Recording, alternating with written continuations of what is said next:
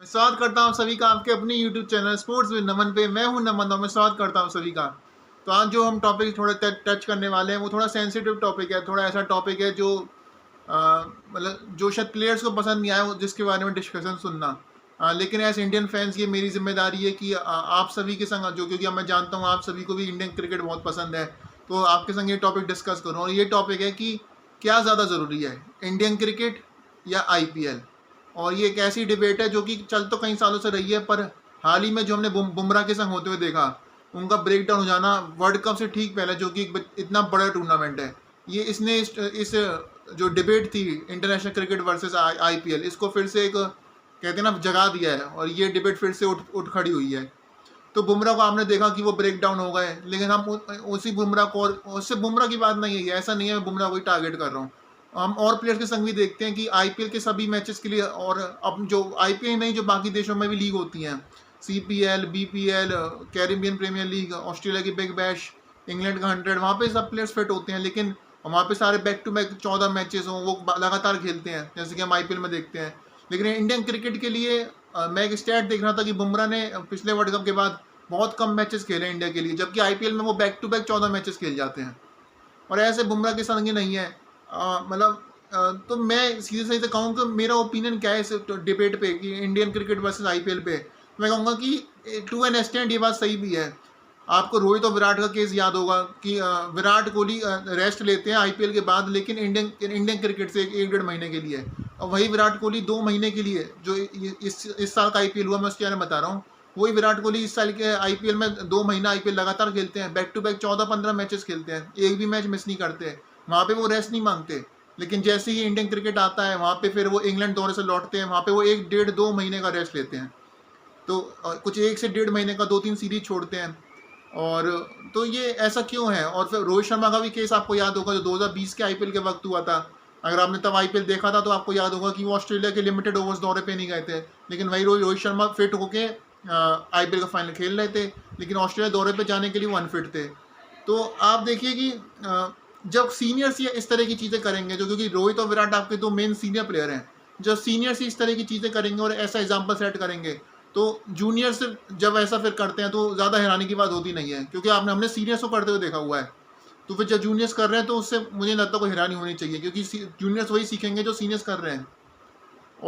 और ये ऐसा नहीं है सिर्फ रोहित विराट के इंडिया में हो रहा है, ये पूरी दुनिया में फैल चुका है।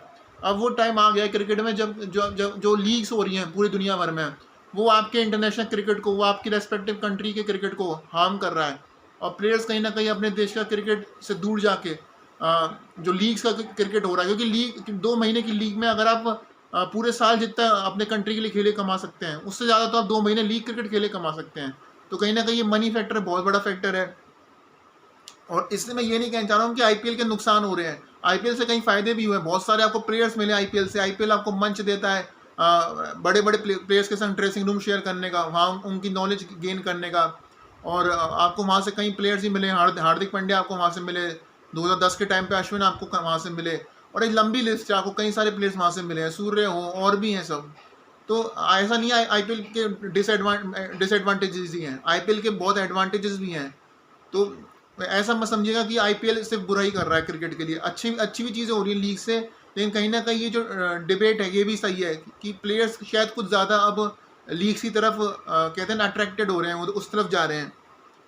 और मैं ये नहीं कहूँगा कि प्लेयर्स इंडिया के लिए जब खेल रहे हैं या अपने देश के लिए जब खेल रहे हैं तो डेडिकेशन से नहीं खेल रहे हैं। पूरा सारे खिलाड़ी अपने देश के लिए जब खेलते हैं तो वो अच्छा करना चाहते हैं, क्योंकि उससे नाम भी होता है, आप हाईलाइट भी आते हो, आप और आपको भी आप भी पूरी डेडिकेशन दिखाते हो जब आप इंडिया के लिए खेलते हो।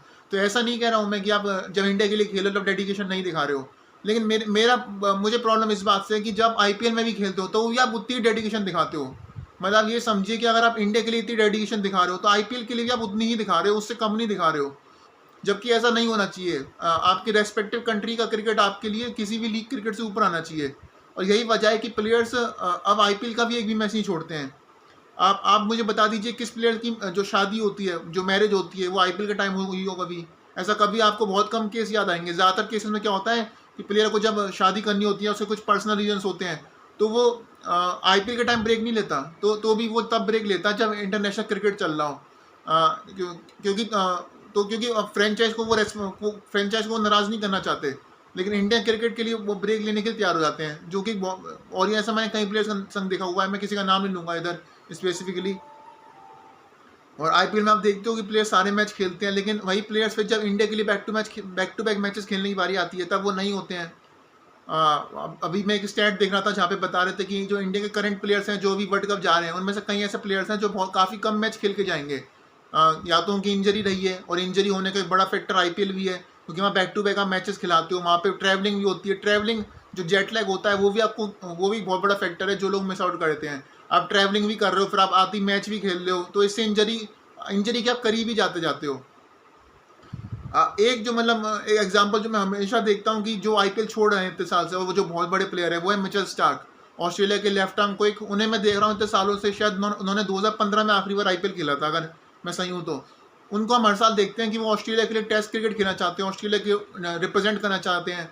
तो वो ये बात समझते हैं कि जितना नाम वो इंटरनेशनल क्रिकेट खेले कमा सकते हैं अपने देश के लिए, उतना नाम कोई भी लीग क्रिकेट नहीं दे सकती है।